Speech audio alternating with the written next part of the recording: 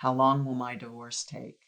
It's a great question because it really, really depends on so many different issues. How contentious is your relationship with your soon-to-be ex? Do you have children? Do you have a home? Are you both adamant that you want to stay in the home? How much money is at stake? Do you have issues of inheritance that may have been mixed with marital assets? Or do you have a business that is a small business and has significant value? All of these potential issues can take time to resolve. And then there's the big issue for me, and that is, what process are you going to choose? You can choose to collaborate. We generally get our collaborative divorces done in 3 to 4 months. There's a certain protocol that we stick with when it comes to collaboration, and we get our schedule set early as soon as both of you have agreed to participate collaboratively. And so we know when our final meeting is likely to be. We schedule it. That doesn't mean that you might not need an extra meeting or finish early, but we generally know how long they take. And so we've scheduled it out. Mediation is another collaborative type of means for resolving your divorce issues.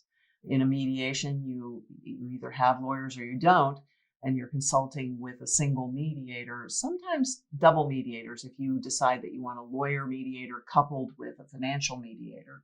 But usually when I mediate cases, I'm the only mediator, and we get those done in 1 to 2 months, depending again on the number of issues, people's schedules, and those types of issues.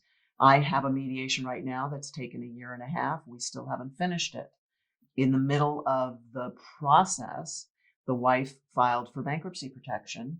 We and her husband both knew that she was going to do that, but we had to put the process on hold to see how the bankruptcy resolved her personal issues and impacted on the divorce issue, so that we could deal with all of that through the mediation and getting the divorce done. So we've actually just finished writing up the documents. I think they're ready to sign, but they have to go one more round with both spouses for them to double check and make sure that it's exactly the way they want it to read. There are other processes that don't take quite as much time. Sometimes I'm hired by one spouse to draft an agreement, and sometimes they hire me to draft the agreement and all the accompanying documents. In Florida, we've got probably 12 or 14 documents that have to be filed with the petition for divorce. And it's just a question of drafting the agreement. And if there's no arguing about what's in the agreement, then I'm done. And it's just a question of scheduling a court hearing, which usually can be scheduled within 2 weeks. Because if your divorce is uncontested, meaning that you've got an agreement, it's a 5-minute hearing, and you go down to the courthouse at the same time as a bunch of other people go down to the courthouse for that one judge, and you wait to be called by the bailiff, and you get your divorce. It's just as easy as that, picking a number and standing on line. And then there's litigation.